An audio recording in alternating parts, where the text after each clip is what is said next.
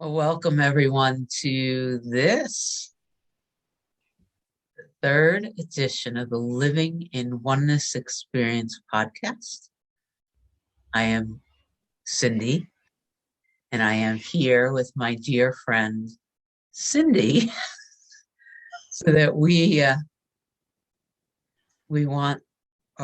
inspired to talk today about the pause.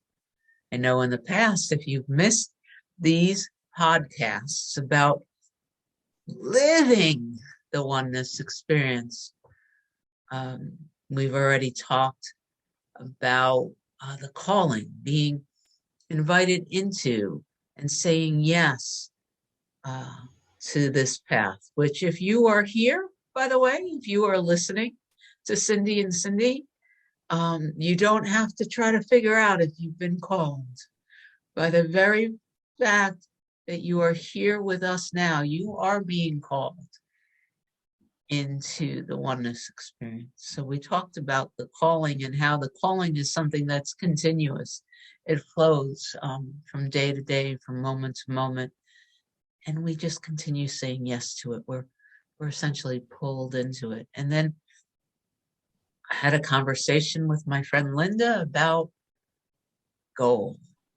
Why are we doing this? And if you haven't listened to that, go back and invest an hour, because Linda's pretty special and she gave us some really cool experiences. The ability to step into we were playing with the headless way during that hour, which is kind of mind-blowing to know that you've never really seen yourself. And then today, Cyndi and we're going to talk about what, for many of us that are in the Living in Oneness mastery community, feel is just about the most powerful of all the portals, the doors into this experience, which our friend Bill Free likes to call the pause. He's not the only one. And so, Cyndi, before we talk about the pause, we were talking about this before. This is more about the experience and the connection and the oneness that I come kind of blank relative to bios or stories or backgrounds. It's so interesting. I'm not in this space right now where I want to tell the listeners, I don't want to give them, read your bio and say, this is why you should listen to this beautiful, radiant ball of light. The reason to listen is because you're here. With that being said, I'd love for you to share whatever it is you're inspired to share about how you found yourself in this moment, playing this game, hanging out in this conversation now. Okay.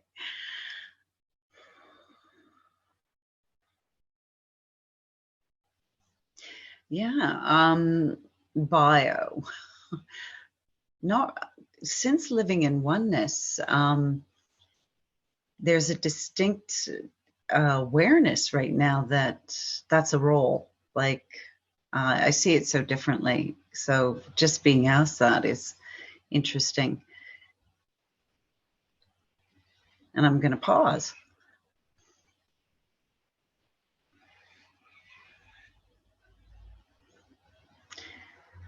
I want to share that I came to this space because I felt like I was caught so much in the world of experience, and was led, called, brought to Teachers of God and 40 days, and on to Living in Oneness immediately in the first intake. Actually, I didn't even hesitate. It was just a press go.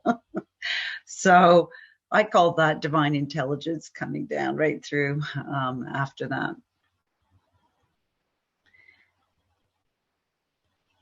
This bodysuit lives between Canada and Australia, and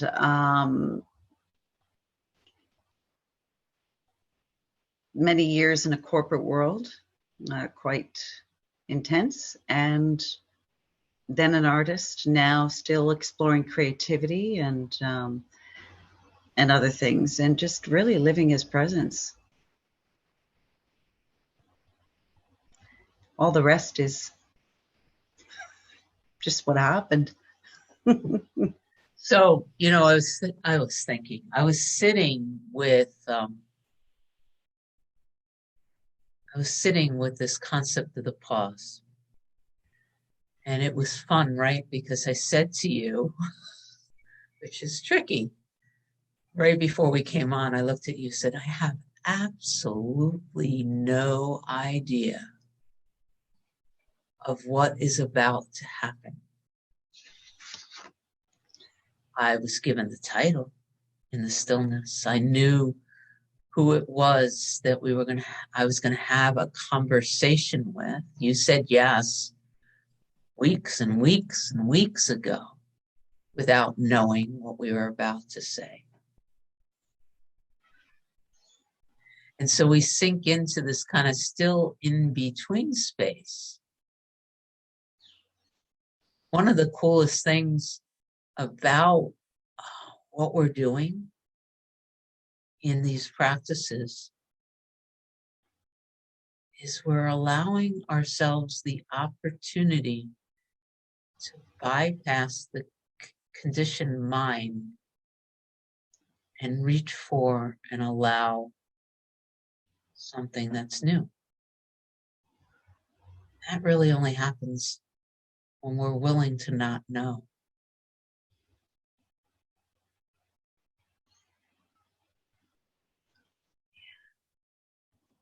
So I heard, Eckhart Tolle, after, almost 2 decades, I was pulled into listening to the power of now again.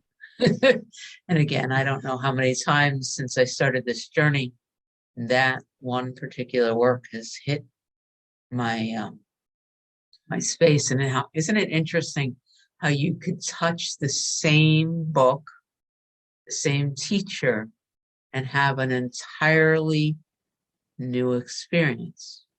Right? This time, what I heard him say right in the beginning of that book, if you can't turn off the thinking mind, you are its slave. And when I first heard that, I didn't have a clue what was meant. I thought I was my thinking mind. So how do you turn off who you are? Cyndi, are you your thoughts? Are you your thinking mind? No. I love that you mentioned Eckhart Tolle, because he did something. I'm quite visual, as I've just shared. I do a lot of artwork and beauty, and Rupert Spira talks a lot about that. But Eckhart did this amazing thing. He said, think of us like this. And where our I am presence is actually linked in over the body self. Okay, so it's connected. So just for those who are listening, Cyndi, and not seeing you in this moment, you're just... Oh, I grasped my hands together. So I just put my hands together, like if you think of prayer position, I've just overlaid them and I've just brought them connected together, linked them in, linked the hands right over one another. And I'm going to ungrasp it and pull them apart like a prayer, but separate them. And one hand is I am, and the other one is the body self. And it's starting to move, because this is all of the thoughts, the feelings, the emotions, the relationships, the experiences, and it's going a little crazy over here. And awareness is just watching. It's kind of what they say, like that first step of the observer or the seer. But then it's just pure awareness. no mind.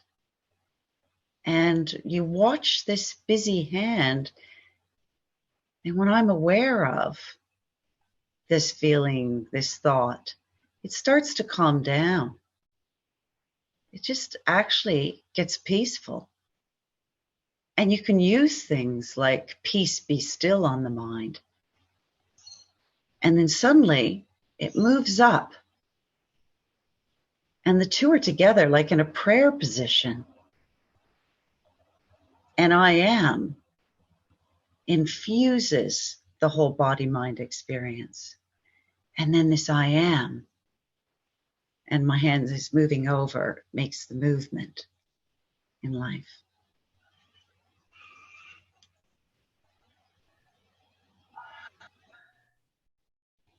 So, as I was listening to you, because this is the perfect thing when we step into the pause, and the invitation is going to be in a minute, Cyndi, because you've done it in other times. Because for those of us who are in the living in oneness experience, what we know now is we've gone through it with Bill Free and Lisa Natoli 3 times, and there were weekly 90-minute Q&A sessions for 12 weeks, 3 times. So that's, what is that? Something like almost 50 hours of Q&A recordings that Cyndi and Rana, who you've met in my first podcast, they went ahead and they combed through all of those transcripts and pulled and recreated and basically absorbed this teaching. And the pause method is something that is part of all the transcripts. We're compiling them and putting them together into taking about 50 hours of audio transcripts and turning them into will be about 120 pages, I think, of question and answer and comments. And the pause practice itself, which is ultimately, as you just showed, will give you the opportunity to pull away from the busy mind, watch it, and as you watch it, it slows, and then the watching and the experience become one, but they become one as presence, not as busy mind. Would you bless us now by going through the steps of stepping into the pause as we play with it in the living in oneness experience? That would be awesome. Beautiful. Absolutely. So wonderfully, before this conversation and having done the ebooks, I thought, I'm curious if I pulled out the answer to the pause question, which it showed up every week for 12 weeks. Somebody asked something around it.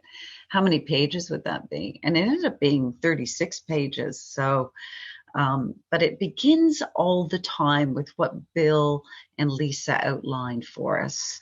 And it's a little box called the pause.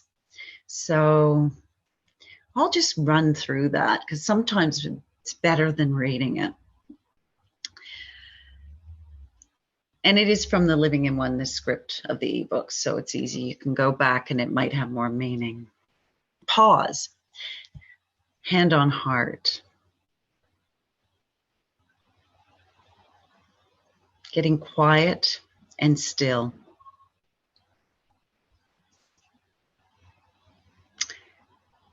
ACIM, A Course in Miracles, calls it I do nothing. I need do nothing, which is I, the body, mind, do nothing. I'm just pausing. And here we're invited to get a sense of pure loving presence. The allness of the all, sometimes referred to as the ocean, the sun, the sky. Commonly, it's changeless, it's eternal,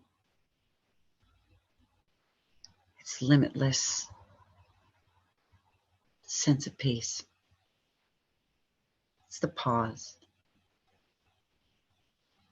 And then be present and aware. The I'm-ness. I'm present to everything in this room, this conversation, because I'm linked to the I am presence. I'm just aware. And that presence has no age or gender, no memory. I'm just there, present. And then we're invited in the pause to watch and witness the body-mind experience. So we notice it, we see it, we allow any thoughts or feelings or emotions or beliefs or triggers or memories or mind chatter or discomfort or physical sensations, I say, rather than the word pain, because it has an association in the body, and just to let it be as it is. It has no power over you or over me at this moment. Nothing. And then don't touch it. That's a Bill favorite. Don't touch it, don't touch it, don't touch it. And that is just staying rooted as awareness. And you're not trying to change it, fix it, judge it, analyze it, put a story about it, make it good or bad, right or wrong. Whew. I like to think of it as the no judgment zone. Just don't touch it. And in that stillness, you rest. You just rest. Rest in awareness. I often see thoughts go by like passing clouds. Emotions go by the same way.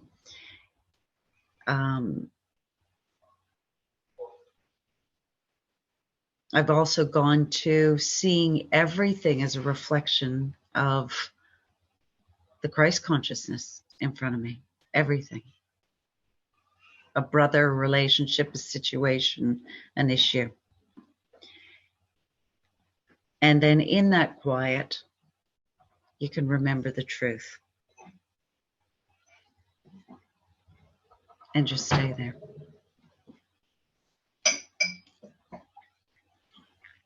So, and that's the pause. Next question. How long does it take? Pause. How often should one plan on utilizing the pause? When should one utilize the pause? Okay. How long does it take? For me, it's automatic. It's a default mode now. So I particularly, if I've got, if I notice I've veiled my experience, I'm connected myself in the bodysuit in a situation, that's my bang. You go into the pause immediately. So just, and at the beginning, it was only glimpses. I could only stay there for nanoseconds. I also love seeing it as what is termed in the Course in Miracles is the holy instant, rising above everything. So I just saw that. I actually, even at the beginning, would visualize a bit of rising above it all and just being in that space. Now, sometimes if the body mind was really active, and it really, really, really is at the beginning, and in certain situations, it'll still happen now, even after practicing this as a default. It's a glimpse. And then it gets better, bigger. I use it all the time. I use it for everything. Now, And I love how Rupert calls it the space between thoughts. It does feel like that. It's a luminous space that is here now. I just have to stop right now, that second. It's here. So, for me, I like when I talk to people about the pause. You can do it anytime you're starting to feel triggered, or the feeling of urgency or needing to respond to what's going on in the world. And just like Cyndi said, if it's possible where you are, you could place your hand on your heart. Somehow that helps. You take a breath and just sink in between the thoughts, right? Many times, and I've also been taught to practice when it doesn't count. So it's a beautiful thing that you could do in a couple of breaths. And the key, just in general, and again, let's say it again, if you're here listening, this is for you, right? You've been called. So many times throughout the day, you could be listening to a conversation, notice you're being triggered or not being triggered, or you feel tired or agitated or bored. It's a good opportunity to put your hand on your heart. And Michael Singer calls it a stepping back. You kind of lean, when you're any of those things, when you're agitated, irritated, thinking there is a problem of anything to solve or even a goal to achieve, it's crazy. But if you're in a place of feeling the subtle or intense discomfort from believing that somehow something has to change for you to be okay, you're in a disturbance. And as soon as you know that, placing your hands on your heart, breathing, stepping back, resting, watching. And I agree with Cyndi, you could do that for a second. But man, if you start practicing it, you will discover that it's a very, very awesome place to hang out, number one. And number two, it's not anything you can do. Tell me if you disagree, Cyndi. For me, this space between the thoughts and the noise, and noticing that it flows in and through the noise, I am discovering more and more that that's the default. And as all this work, what it tends to be doing for me is it's slowing down the thoughts. It's decreasing the amounts of thoughts that are catching my attention. So there's just, in general, I'm discovering more and more space in everything, which makes it easier to notice a disturbance of even a subtle kind. So there is this invitation, I think you practice, it's like practicing many times throughout the day. They start to sort of stick together, and there is this awareness of the possibility, the invitation to live in the pause. Absolutely. Absolutely. And I'm just getting moved to say, another great practice is when you're in a meeting or with other people, the pause is sitting and listening and just almost stepping back and watching your own thoughts on what's being said out there. The pause is also, you're not reacting, and that quietness eventually pervades, and like you've described, it's a space that you're in. In this space, what I'm noticing now is I don't have a lot of thoughts. My days are more, I kind of wake, connect, as you said, the pause is also perfect when you're in a good space to even wake and connect and knowingly be abiding as this pause, this pure presence. And then I get a movement. And it isn't it, the old way would have been, oh, have you got a to-do list or something or efforting? And it isn't at all. I mean, I'm prepping right now to move in this time to go back to Canada, and I'm just getting moved each day on something. And I know that would have not been me prior to the pause. It's a movement. Yeah. And I have a confession. Okay. And I know that this isn't just for me, so I'm pausing. This is the do confession.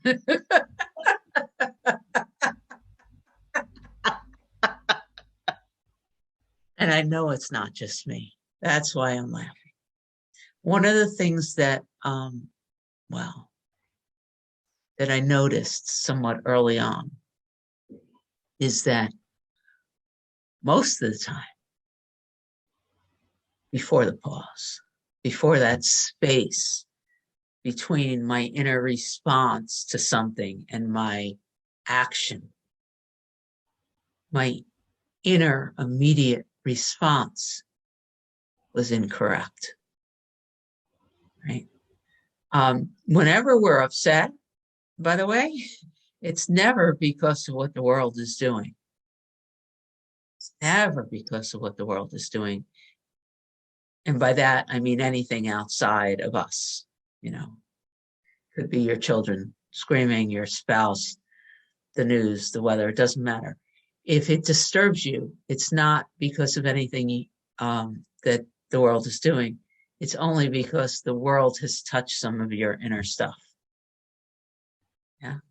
So what I discovered is that there were a couple of circumstances when I was fairly early in the practice, or when I fully committed to this practice, let's put it that way. It can get really uncomfortable to pause when you know you're right. And more than once, there would be a person or a circumstance that touched my stuff. And I felt an inner desire to protect, defend, attack.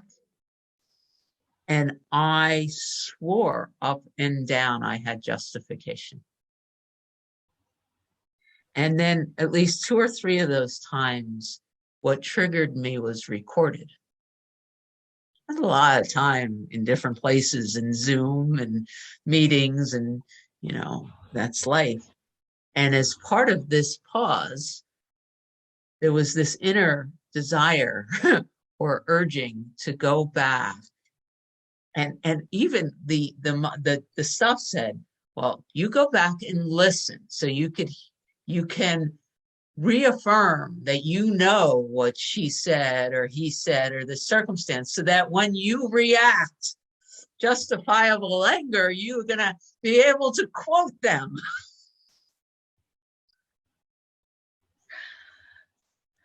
And so I slowed it all down and went back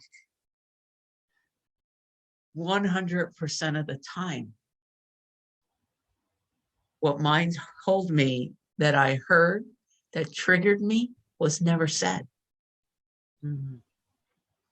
Or wasn't, or the stuff completely took it out of context.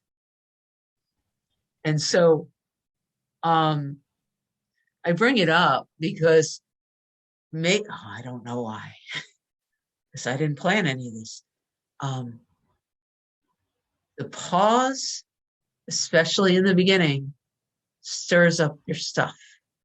And it doesn't always feel good to hang out there while it feels like you have to fix or defend or attack.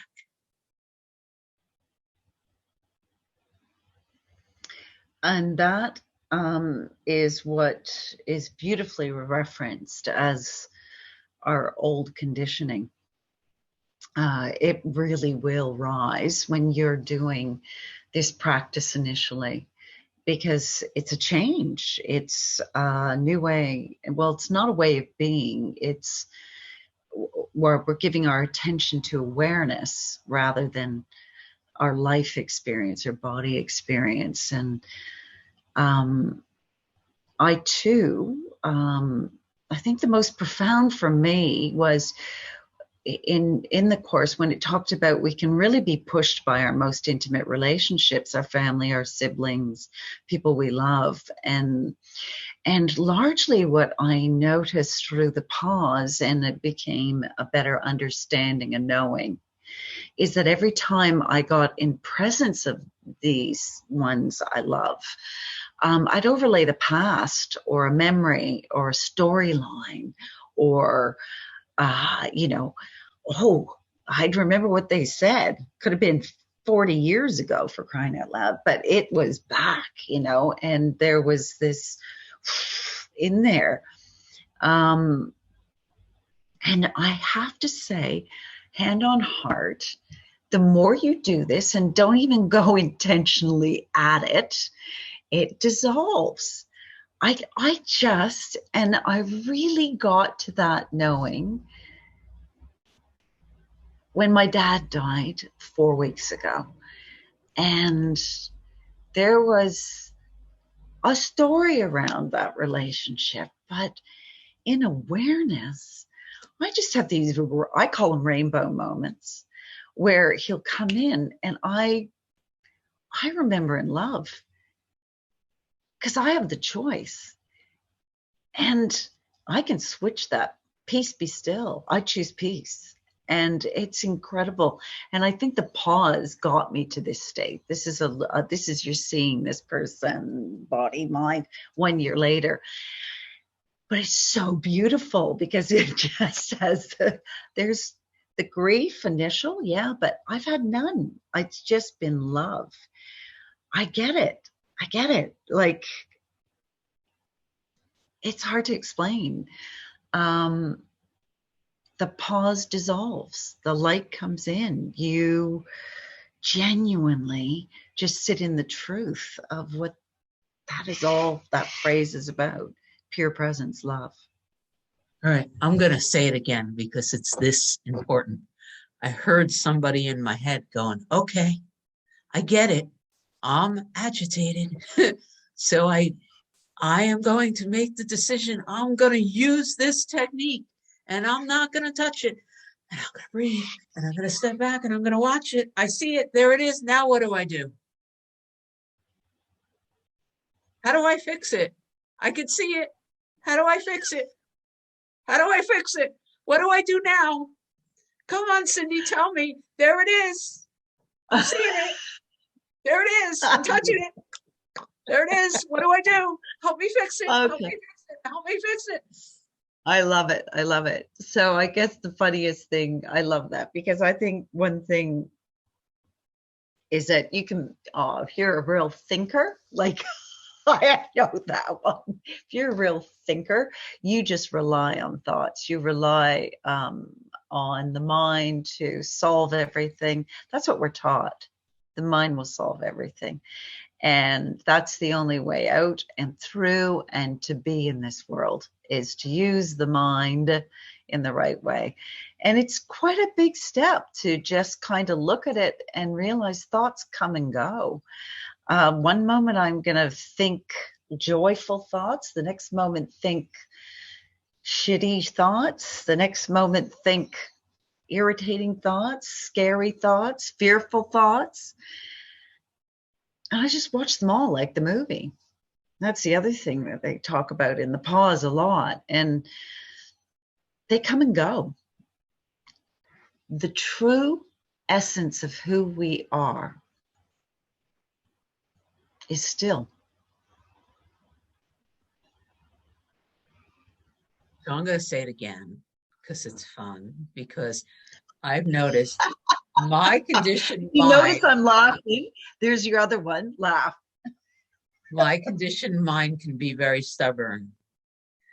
And we've all learned, it's funny, you keep mentioning Rupert and people who are not willing to just sort of sit with his basic teaching say, he's so repetitive. Why doesn't he change the story? He's so repetitive. And he'll sit there and say, I only have one lesson. I only have one teaching. And no matter what story you bring to me, the teaching's the same. Right? So that's why I'm sitting here and I'm laughing. So we've noticed a disturbance. Say, I'm going to practice the pause. Oh, there it is. There it is. And the more you don't touch it, hi, Bill, the more we don't touch the disturbance, rests the story. And you don't even, I heard Adyashanti say, we said, this is how you take in my teaching, like you're sitting in a gentle rain. And that's just, it's a beautiful way to watch during the pause. You're not watching it to fix anything. You're not pausing to change anything. There's nothing to learn. There's nowhere to go. There's nothing to do. You're just letting go. And when you do that, that which doesn't serve you floats away. I think I heard Cyndi say, like a passing cloud. There's nothing, literally, you don't have to do anything else. And man, even now, I can feel the body responds to, what do you mean there's nothing else to do? Of course, I have to fix this. What you focus on grows, right? And so if you look at that thought, you're watching, you're in the pause, you're watching that thought. Seems like an important thought. I got to do something to fix that. Lean back. Just a thought. Just a thought. I think it's interesting to watch, even when you're expressing it, that your body is actually leaning back and going, your hands are going up either side of you, it's hands off. So it's almost like there's an intuitiveness there that you get to know. That's saying something right there to me. You're going hands off it. And okay. And it, yeah, it's where your attention went. Your attentional, it's not intention or affirmation, it's attention. Is your attention on this body, mind, self, or on peaceful awareness? Okay, so it's flowing up. There are a lot of doers in my life, and there's a lot and I used to be a personality project engineer. So lots of to-do lists, lots of things to cross off, lots of problems to solve. There's a lot to do, Cyndi. If all we're doing, and I'm talking to Cyndi Goode, by the way, not this Cyndi. If all we're doing is resting in awareness and hanging out in the pause, how does anything get done? Does anything get done? Oh, yeah. But everything still goes on. Your life it looks the same, identical to what it was before, but you aren't, I'm going to say you're not asleep at the wheel. You're not veiled by, most of us will have this experience of walking through the day, catch yourself with our mind going incessantly. So we're actually not even, we'll go back to how you started, Eckhart. You're not even present. You're actually not even present. You're checking a list to do, and you're on autopilot of movement from this body mind self, and your energy is being depleted by paying attention to all these thoughts. Your whole awareness is veiled. And the more you practice the pause, the more you allow this, the more you just stick with it, you start to notice that that slows down. You're running life, but it's like you're moved. I'm hungry, I'm going to go eat. I swear everything becomes a movement. Interesting too, it actually morphs into something even greater. When we were doing the Living in Oneness ebooks, there would be almost moments where we knew something was skipped, or something came in. It actually does even become, it becomes all encompassing.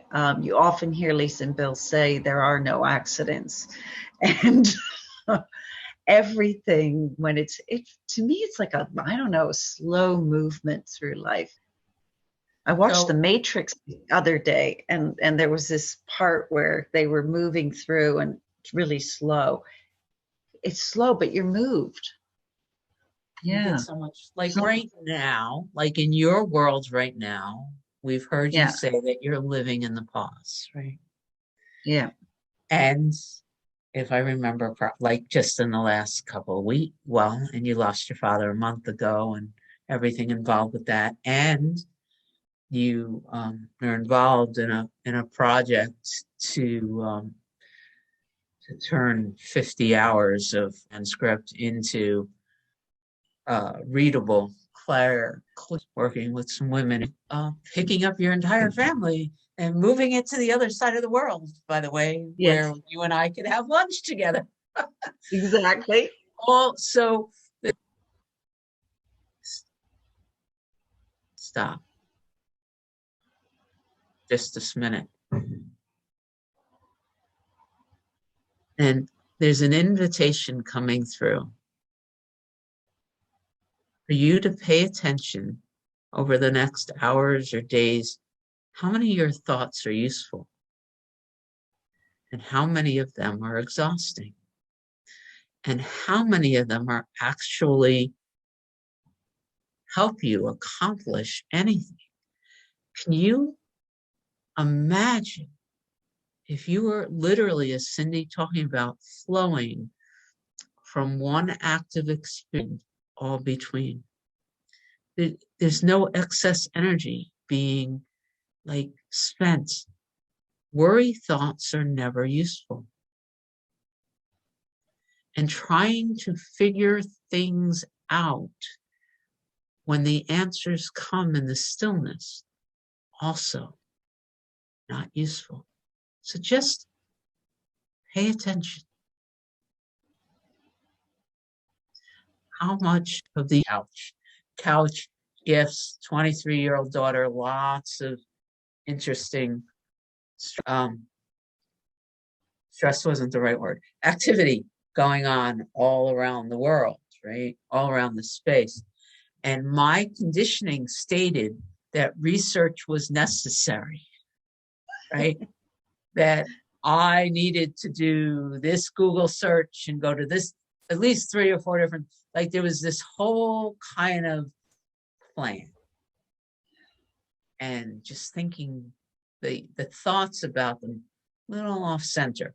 And I've been taught to only, essentially, you get to this place where you recognize, tell me if I'm wrong here, Cyndi, the only really empowering. Absolutely. It's the movement. So this couch, there was. The telling point that you're describing there too is this peace. I mean, I think that's a telltale sign, is that there's peace in noise, or less noise. And that's before the pause, I would have done all that. I would have waited for the sales. I would have shopped in 3 or 4 different stores. I would have made calls. I would have made a plan. I wouldn't have known where to go, what to do. it would have taken a lot of energy. And every day at some point, for I don't know how many days, I checked in, and it was just, no.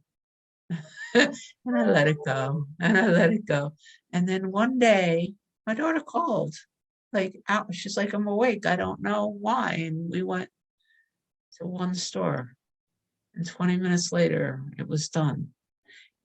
And I was like kind of in awe of how simple it was. It just naturally flowed up and through. And the other part of this too is a great place to use the pause. Man, I hope it doesn't rain tomorrow. We're supposed to be taking a walk or a hike or picnic, or I'm getting married, 2 years and 3 weeks from next Thursday. What if? What if? I got a plan for what, all of those futurizing, future plans, trying to control the uncontrollable. How does that feel, really?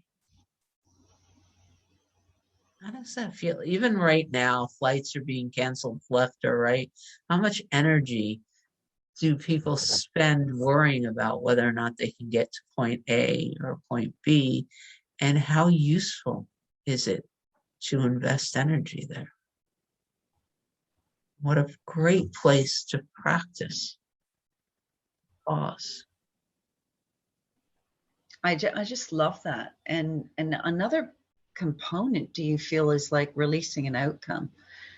Because that's truly the unknown. So when I was doing this recent exhibition, I went about it like I would have normally. I've done them for many years. And, let's find the space. Oh, man, inside of this time that we're having right now, all the rules around even finding space, or even if you can get it, that's all changed. It's on its head. And I kept releasing outcome and going, oh, well, if it doesn't happen.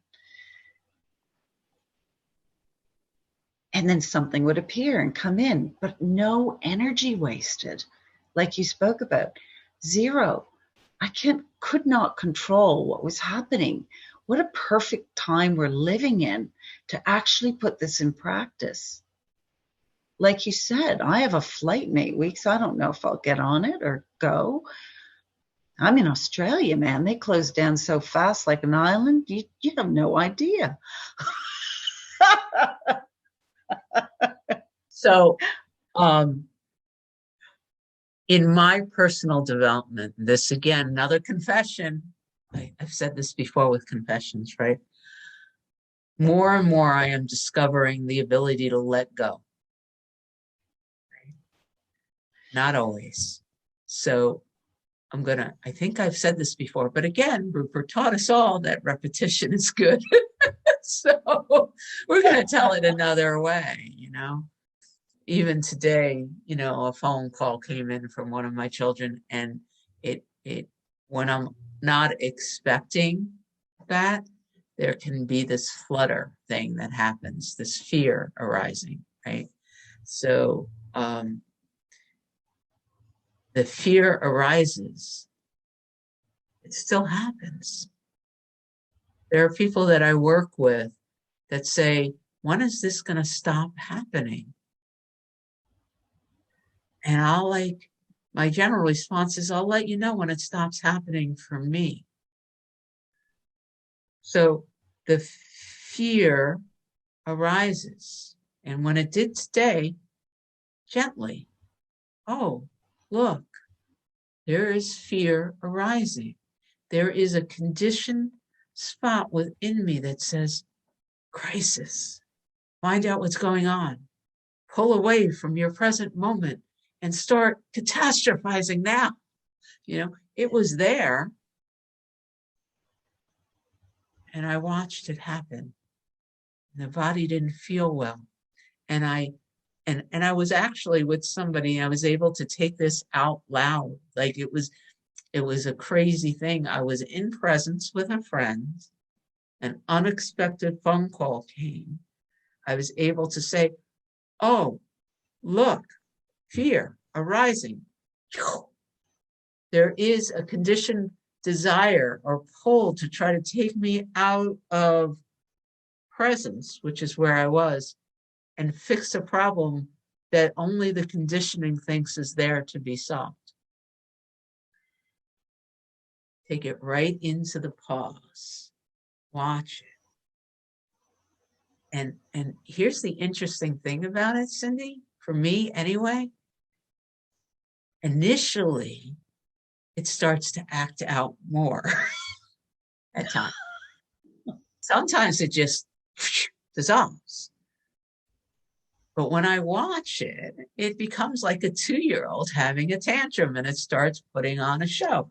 Oh, the subtle nature didn't pull her back in. Maybe if I scream louder. At one point, like literally the stomach started to crack. Oh, look at that.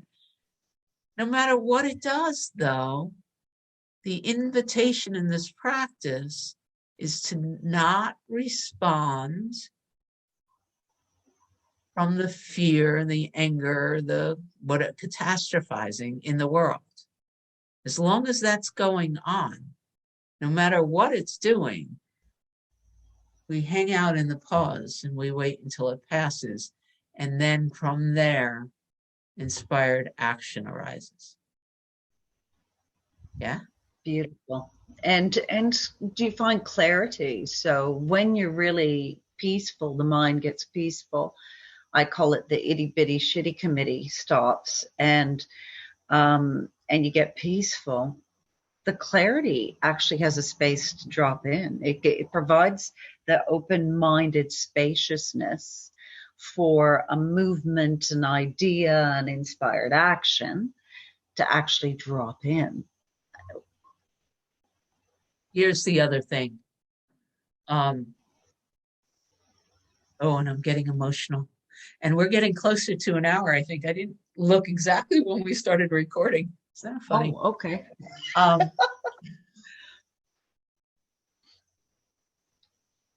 It's amazing. So I know that this is for someone, somewhere, very specifically.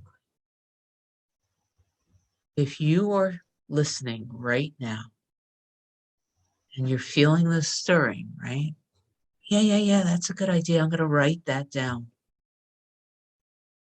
It's not going to do you any good. This pause practice, all of these practices, this stepping back and not touching it, everything that we're talking about in all these podcasts, you know, when they become effective for you, when you use them, when you practice, when the little things or the medium things or the big things start to arise in your world, not in your spiritual world.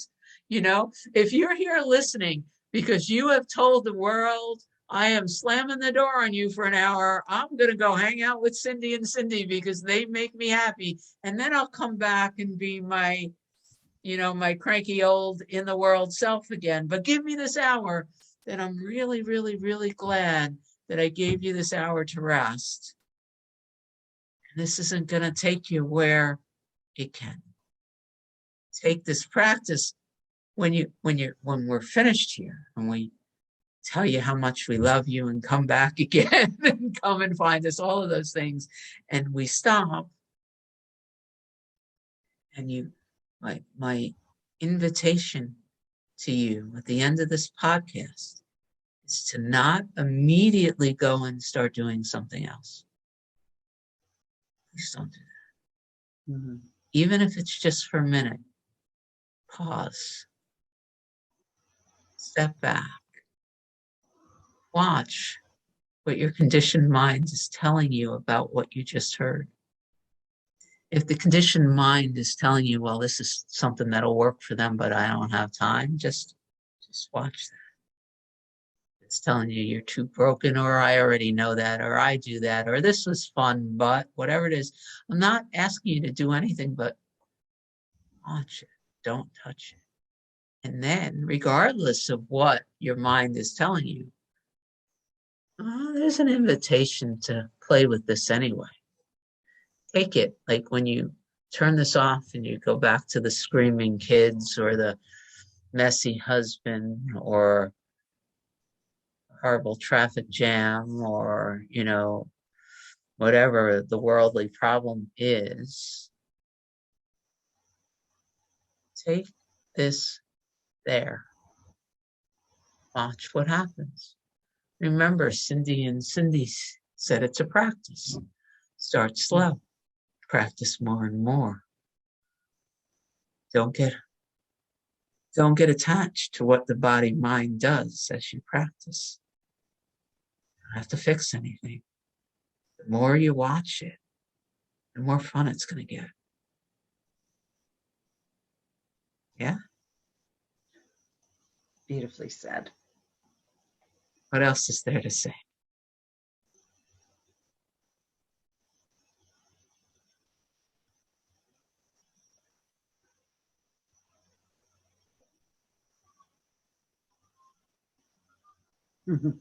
I'm hearing a dove in the background. There's a beautiful stillness to this practice that I promise will pervade all of you.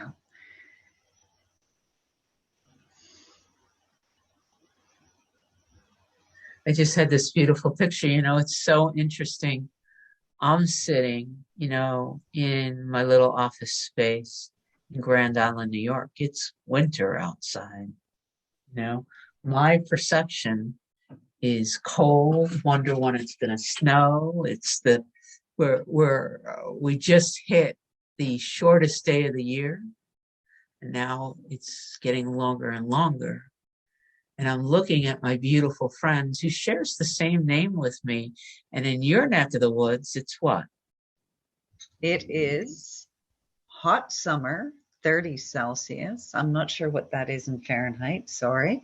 And it's the long summer days.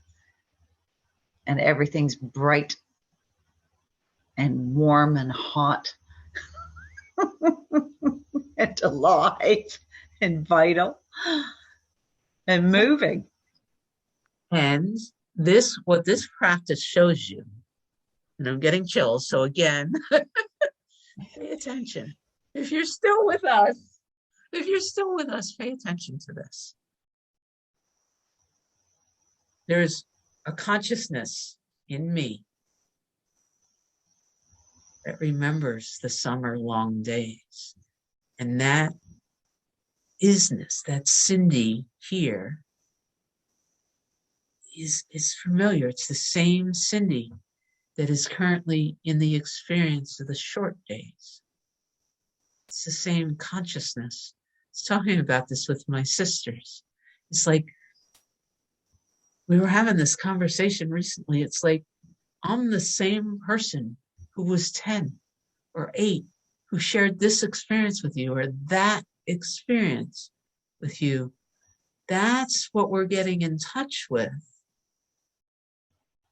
when we practice the pause. I wouldn't have tasted that. The pause takes us into that space of understanding that the days get shorter and then they get longer and it gets colder and it gets hotter, and what we are gets to hang out in the isness and the consciousness and the knowing who we are. Essentially unaffected by how many clothes this body has to put on before we go outside. Put on or take off, depending on where you are. It's the awareness is just so beautifully intimate but impersonal. It's unattached. It becomes uninvolved, but it is involved. It's just a beautiful space to walk through the world in. All right. Well, Cyndi, I feel like I've walked into a time warp. It is a warp.